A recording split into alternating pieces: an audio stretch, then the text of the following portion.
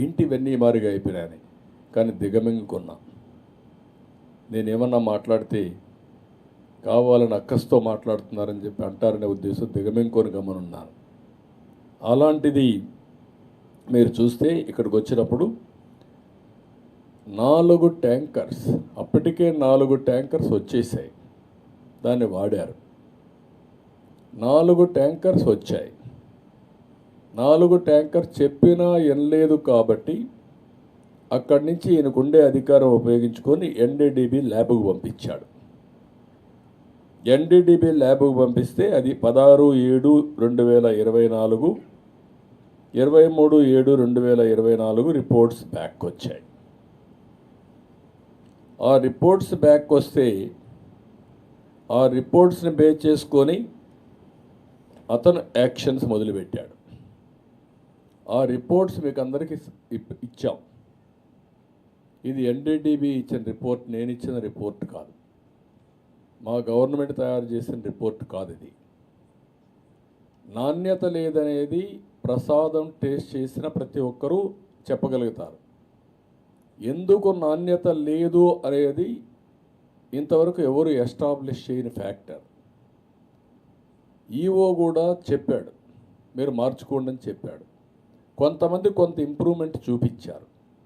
దానివల్ల నాణ్యత కొంత పెరిగింది, భక్తుల్లో సాటిస్ఫాక్షన్ పెరిగింది. కానీ పూర్తిగా సాటిస్ఫాక్షన్ వచ్చిందా లేదా ఇంకా టెస్ట్ చేసుకోవాలి ఇంప్రూవ్మెంట్లో. ఎవరైతే ఈ కంపెనీ ఉందో వినకపోతే అది నబార్డ్ ల్యాబ్కు పంపించారు ఎన్ఏబిఎల్ అక్రిడిషన్ కోసం. వీళ్ళ దగ్గర అది కూడా లేదు. దానికి కూడా 75 లక్షలే అవుతుంది. అది కూడా లేదు. అది పెట్టుకోవాల్సింది పెట్టుకోలేకపోయారు. అది పంపించినప్పుడు వాళ్ళు ఇచ్చినటువంటి షాకింగ్ రిపోర్ట్ ఇది. అందులో క్లియర్గా ఏదైతే ఇక్కడ పాయింట్ నెంబర్ 1 ఎస్ వాల్యూ, ఆ ఎస్ వాల్యూకి కోరిలేషన్ విత్ ఏమేమి ఇంగ్రీడియంట్స్ ఉన్నాయో చెప్పే విధానం. 86.62 ఎస్ వాల్యూ ఉంది. ఉండవలసింది 98.05 నుంచి 101.95 ఉండాలి. దీనికి కారణాలు ఏంటంటే soybean, sunflower, olive, rapeseed, linseed, wheat germ, maize germ, cotton seed, fish oil. ఇవన్నీ ఏదైనా ఉండే అవకాశం ఉంది.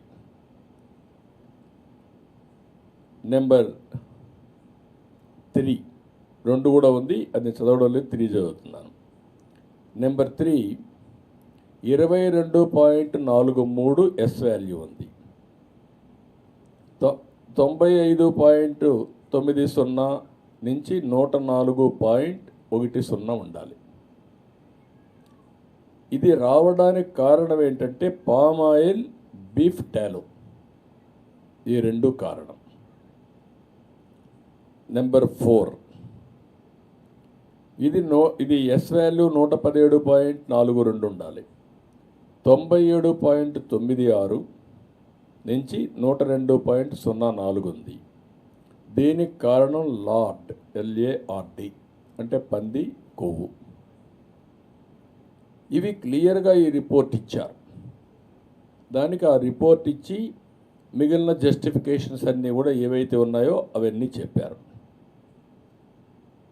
ఇక్కడికి వచ్చినప్పుడు ఇది చూసిన తర్వాత ఈఓ గారు సిన్సియర్గా వాళ్ళకి మెమోలు ఇచ్చాడు. 22/7/2024 మెమో ఇచ్చారు, 23 ఇచ్చాడు, 27 ఇచ్చాడు. వాళ్ళకు రిప్లై ఇచ్చారు, మళ్ళీ సెకండ్ మళ్ళీ పంపించాడు.